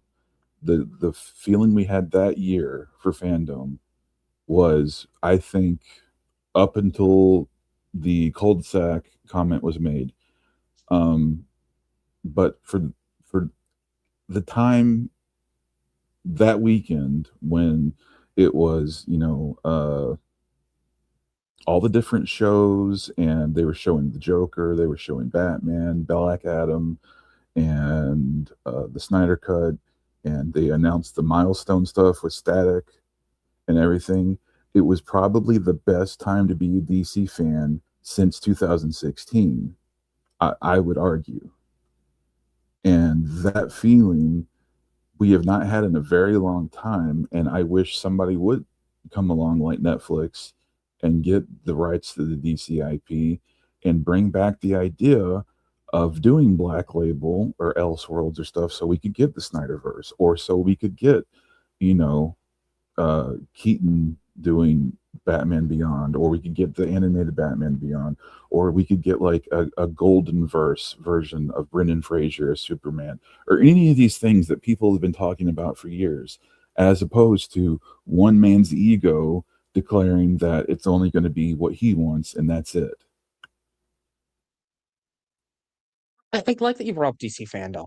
I like what you said there, because every fan mattered. It felt like at that point in 2020, up until the Snyder Cut, every DC fan mattered. Because crazy as it sounds, not everything needs to be Snyderverse. I just want to see the story that I love finish. Right. Which, again, Zack Snyder has already said the Snyderverse is not DCU. His movie, his only canon is Man of Steel and Batman v Superman Ultimate Edition. This is what he has said. I know The Flash tried to incorporate the Snyderverse, but I think at this point, going forward, we don't even need the DCU back. Just the Snyderverse. Just keep those three movies in the canon. I'm saying those three because the instant you put something else in there, then it becomes, well, what about this one? What about this one? What about this one? What about this one? Right, exactly. But that's why I think I agree with you. Snyderverse and then multiverse, Elseworlds, Black Label. Yes, and you can put some of the other DCU movies in the Snyderverse by like the Wonder Woman with the original third act, and then the Muschietti cut too, with I'm going to add this additional photography, filming Henry Allen scenes with Billy Crudup, but only in the opening of the movie and the end of the movie, and then a little additional photography with Ezra in the when he changes the timeline, when Barry sees his dad for the first time with Ron Livingston, he goes, "Dad?" As long as it's not George Clooney, I'm fine with it. Yeah, just the original ending with Henry Cavill in it. Yeah, yeah. Like, that's the way they can incorporate, like, the movies that wanted to be in the Snyderverse. The Wonder Woman and The Flash. Just give us those proper versions of movies we should have seen. But to me, this is what you need to do. You need to first finish off the Snyderverse and then license off to Netflix, not only, again, for money, but so you don't really have to focus on it. Okay? You can just focus on your little plan afterwards, whether it's a single universe, whether it's multiple universes, whatever. And heck, maybe the plan can include more Snyderverse projects afterwards. I would love to see more Snyderverse projects. Are you kidding me? But right now, I'm trying to think one step at a time right now. And I think right now, rushing into a new slate for DC, rushing into a whole reboot will not work. A new plan will not work. Finish a plan that fans want, and then you can do whatever. That's literally where I'm at this point. And then I'll be excited for whatever. Just make it good, okay? Just don't give us Gunny poo quality. That's it. Make all the DC fans matter again. Like, maybe a single universe doesn't work for DC, because the reason why I think a cinematic universe worked for Marvel is because there wasn't another Iron Man movie. There wasn't another Thor movie. There was a Captain America movie, but people did not like it. So when those movies came out, people were not comparing versions the way they were with Batman and Superman. He dealt with Hulk a little bit, but Hulk couldn't even be consistent in the Marvel Cinematic Universe. But that's why Marvel could do a cinematic universe. I think DC may have a harder time doing a whole cinematic universe because fans are going to be comparing a lot more. I mean, Zack Snyder killing off Dick Grayson. Maybe that works better as an Elseworld. I can admit that, sure. Oh, plus not only that, people seem to forget that there was a Nightwing movie in the works at the same time. Yeah, that's why Warner Brothers essentially blocked Zack Snyder full on confirming it to be Dick Grayson, because Warner Brothers wanted a Nightwing movie when they were going to be connected. But again, Snyder can do his plan and they can do an Elseworld movie. There's so many different possibilities. But I think short term, finish the Snyderverse and then license it off to Netflix. So I still think sell to Netflix, sell the issue to Netflix, sell Snyderverse to Netflix is the best way to go, because Netflix will give Zack Snyder a home. And if they get Universal, they can distribute those movies. And then again, Warner Brothers can just collect some money to pay down the debt, get some trust back in their brand, and then they can really take the time to formulate their own plan. They can do the Batman, they can still do all the projects in the Batman, Matt Reeves universe. But yes, I mean, I agree. There's so many different possibilities right now, but I'm just saying at this point, finish the Snyderverse, let the Batman with Netflix, let Matt Reeves finish his universe, and then afterwards, take the time to do whatever that plan is afterwards. That's basically it. That's what they need to do, though, because continuing with the DCU is not going to be good for the DC brand. It's not going to be good for the shareholders, and it's not going to be good for WarnerMount. Nope. But again, I still hope that Netflix gets Warner Brothers. Okay, I still hope that happens, but I'm trying to talk about all possibilities right now. So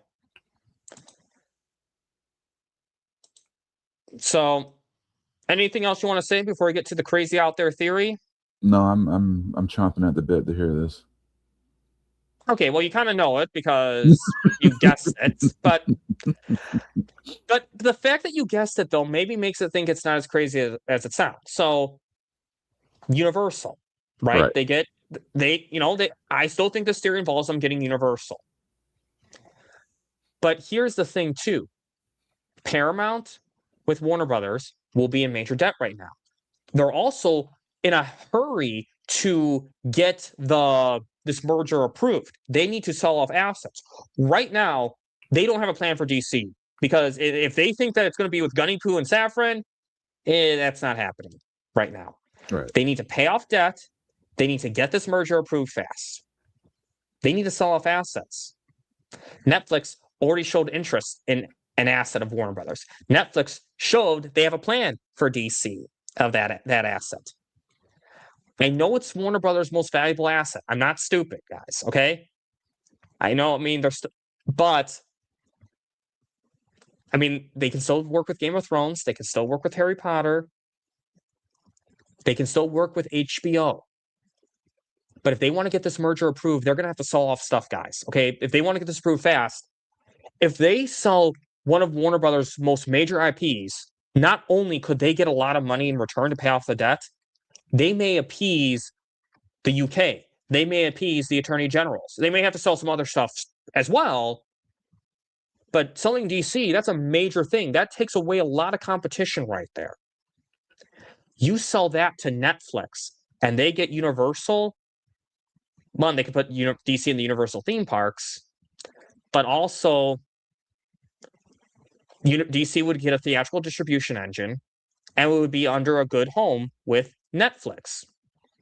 Warner Brothers or Paramount could get this merger approved faster, and that could go through.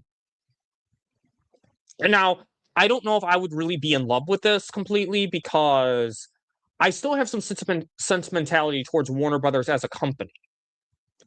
And I want to see it exist as a company. But if Paramount is getting Warner Brothers, and David Ellison is dead set on this may be the best option for him to go through. And I know it sounds crazy. But let's be honest here, guys. This merger happening is much crazier than that. And I don't know how stuff would work because, with like licensing agreements, like with Six Flags, their agreement was with Warner Brothers. I don't know how it would work if they sold DC or other theme parks like Warner Brothers Land in Abu Dhabi. That's not owned by Warner Brothers. That's licensed. They have two major DC lands right there. Metropolis and Gotham. Those are two separate lands in the Warner Brothers theme park in Abu Dhabi. And there's one in Australia, a Warner Brothers park there. I don't know how that would all work exactly. Again, I'm not that into the logisticals.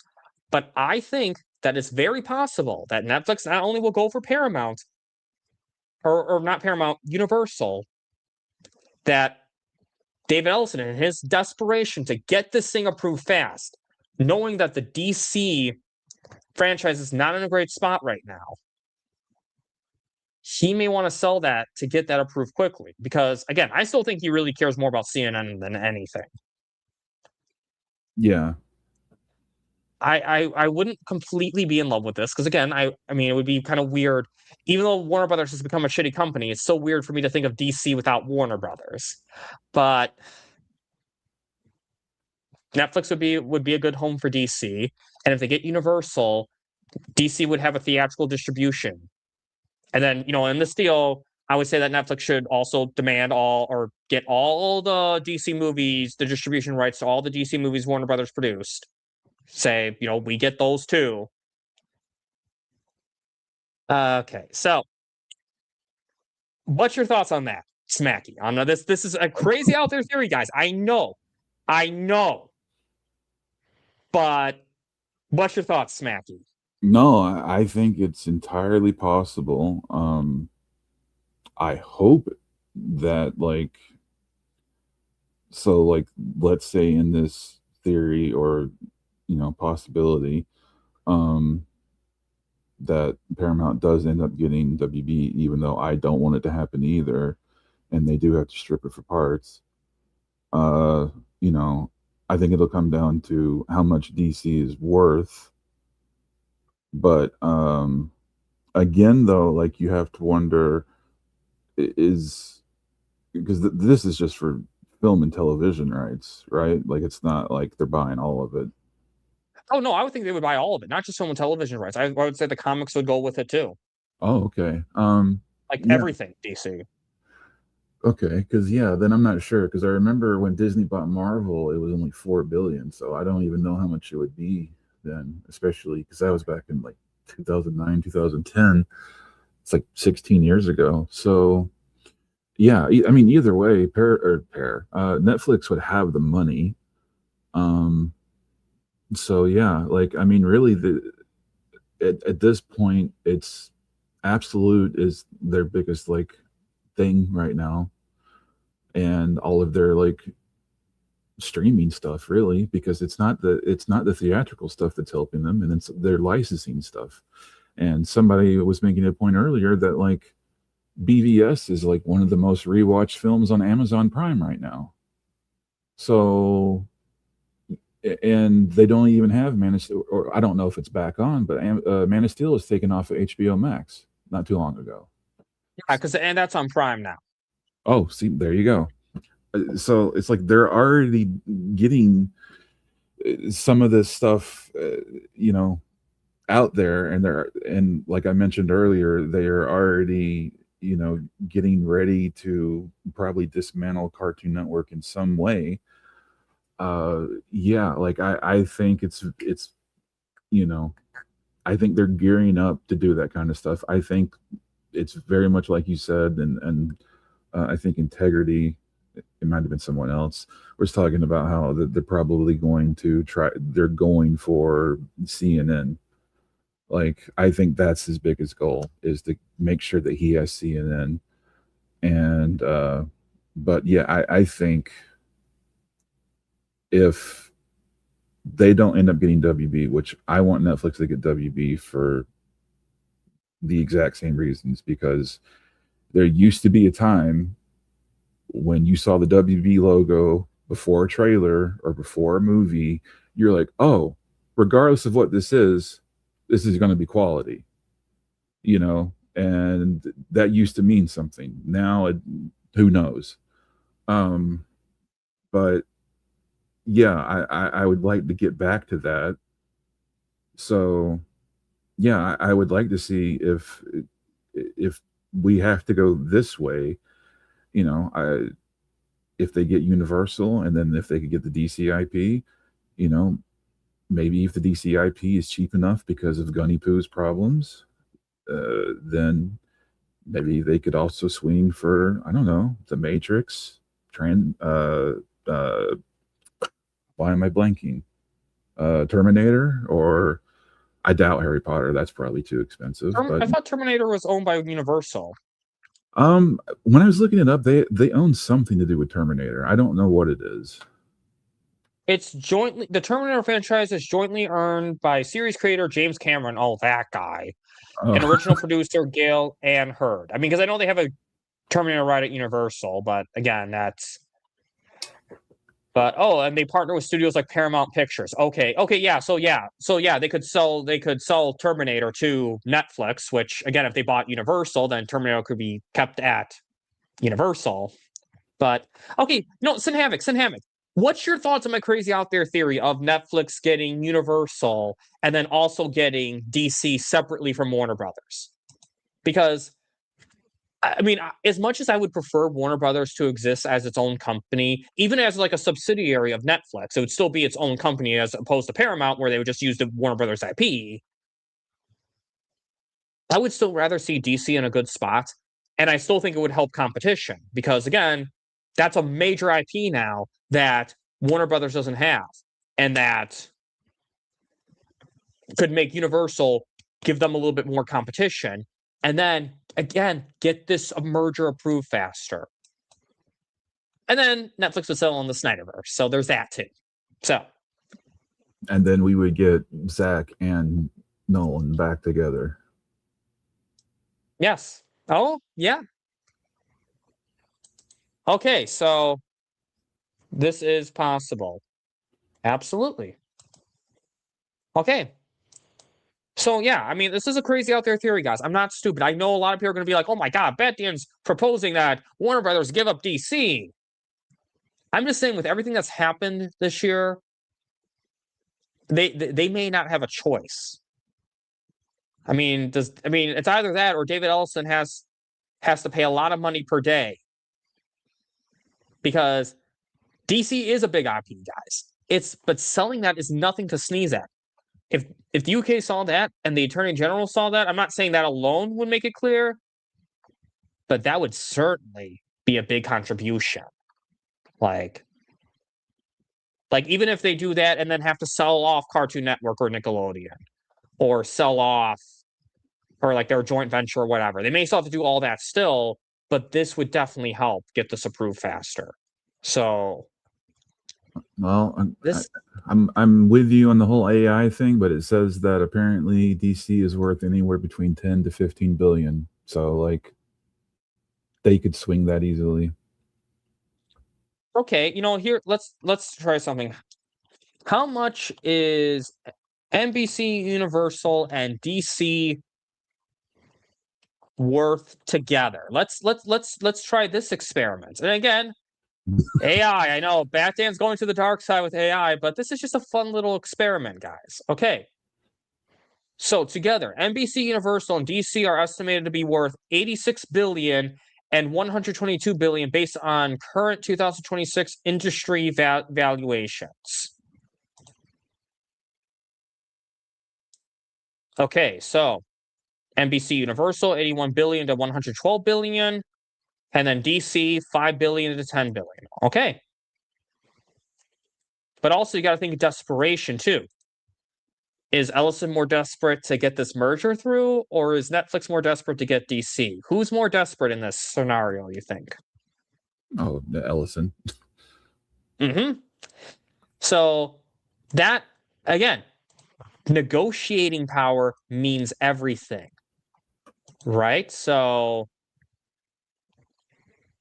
86 billion.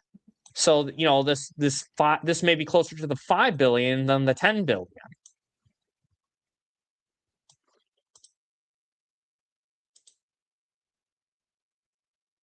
Oh yeah, no, I kind of keep my eye on that because I know he starts soon. So, what do you not think, Mama Bear? Like, I'm just saying that because we're saying like 20 different things right now. Like, and I do this too, by the way. Like, I'll comment something. And what time zone are you referring to, Mama Bear? Because I think it's 9:20 Central Time, but we're all in different time zones. But again, I agree, Jamar. I agree, but I still think getting Warner Brothers without DC is still better than not getting Warner Brothers at all. Because I know DC is probably their most valuable IP, but Game of Thrones and Harry Potter are still nothing to sneeze at. So, I mean, I'm just saying, guys, I'm just surprised people still like Game of Thrones, honestly. Oh, no problem, Bear. No problem. Again, guys, there's so many different things being said right now. Okay, thanks, DJ. Yeah. But this is the last topic of the day, guys. This is the last topic of the night. But I just think, honestly, I hate that we're in this scenario. Okay, I hate that this is a scenario I'm championing for because I love Warner Brothers. I want to see Warner Brothers succeed right now, and I'm hoping, guys. I'm still praying that this gets blocked. Okay, I am, guys, and I'd rather Netflix just get all of Warner Brothers. Okay. But I have to think, if they do, though, I have to be prepared for this scenario. Like, I'll be honest. I'd rather this scenario happen, this crazy out there theory, than Paramount get all of Warner Brothers with DC and Gunny, Pooh, and Safran are still in charge. So, it's a crazy out there theory, guys. But the fact that Smackey predicted it before I told him, because I wanted this to be a surprise, the fact that he predicted it too, the exact same thing that I was thinking, shows that maybe it's not that out there of a theory as it is. I swear he didn't tell me. So, okay, thank you, Mama Bear. Thank you. I mean, honestly, to me, you just need to say one time zone and I can figure the rest out. But yeah, thank you. But yeah, I just think with this Supergirl box office and if Paramount really wants to get Warner Brothers, I think this is the best scenario, honestly. Paramount gets Warner Brothers. To me, this is the best scenario. And I hate that this is the best scenario. I mean, the best scenario to me is Paramount gets blocked and Netflix gets Warner Brothers. Even if Paramount gets like what would be Discovery Global Partners and Netflix gets what would have been WB Streaming and Studios. But if Paramount gets Warner Brothers, this is the best scenario in my opinion. Because yes, they can license off ZSJL 2 and 3 to Netflix. But I want to see DC be good after that. I don't want to just get the Snyderverse and then DC sucks after that. Like, I'll be honest, like I don't want to get the Ayer cut, Man of Steel 2, Batfleck v Deathstroke, ZSJL 2 and 3, and then afterwards DC is a tarnished brand. I don't want that. I want to get the Snyderverse, and I want to have DC be a good brand afterwards. So I know, guys, I'm not stupid. I know there's going to be a lot of people seeing this, and I don't think so, because I think that's what David Ellison really wants deep down. But I know that people are going to see this, and they're going to think that I've gone crazy. I'm not stupid, guys. Okay, I know this is a crazy out there theory. That's why I'm calling it this. But this may be our best case scenario if Paramount gets Warner Brothers. No, so, I don't think you're stupid at all. I think it's quite possible. I know you don't, but it's the internet. Well, yeah. Well, the internet's going to think terrible things no matter what. Yeah. So I don't. But again, this is what I'm thinking. Again, pieces of the puzzle. Universal is now separate.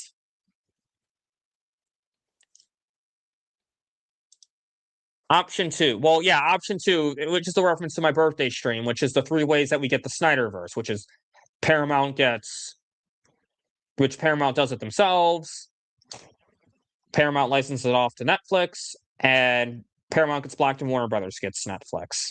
But I would say this scenario right here is kind of a mix of 2 and 3, honestly. Like, Paramount still gets Warner Brothers, but Netflix still gets the Snyderverse. So Paramount's kind of licensing it, but they're selling DC as a whole, but they still get Warner Brothers. So it's a mix of 2 and 3, I would say, this one. This theory, we'll call it option 2.5, honestly. This is option 2.5.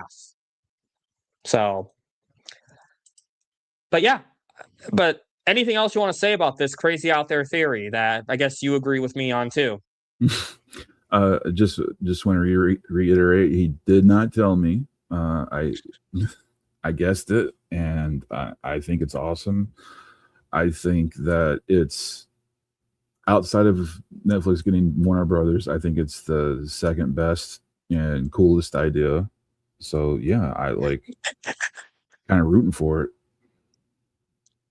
Yeah, I'm rooting for this as plan B. Like, and hey, if we get DC in Universal theme parks, I would love that too. So, because I have Six Flags, but Universal's way better with theming than Six Flags.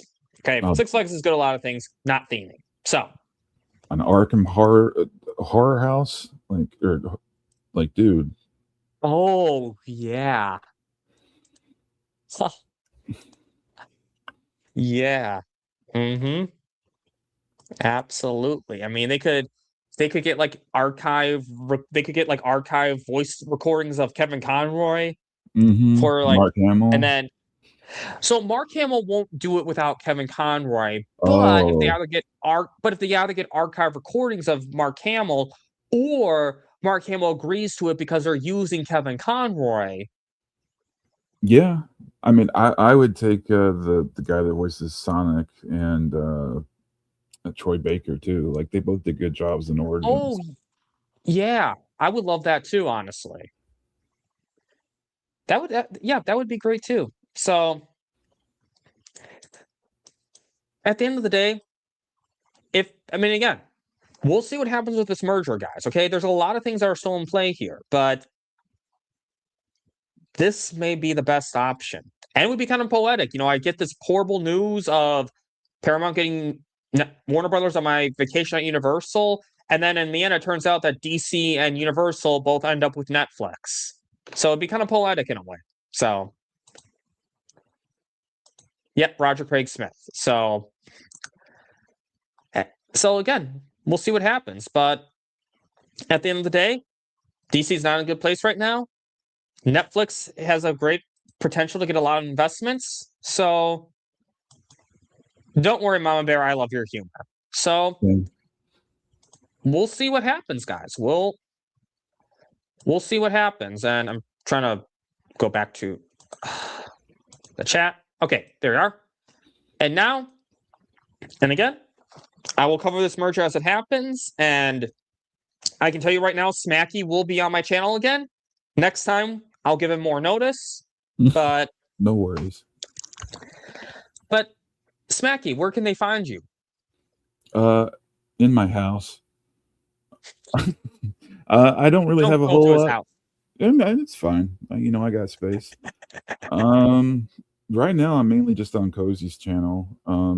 And I anytime Batman wants to have me on, and I know Sky invited me on his stream, so if he ever invites me on there. But yeah, I'm working on some things. So if that happens, I'll let you guys know.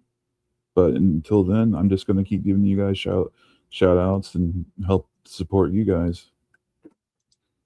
Thank you, man. I really appreciate it. And I had a really great time having you on, and this was a really great stream, man. Absolutely, guys. Smackey will be on again.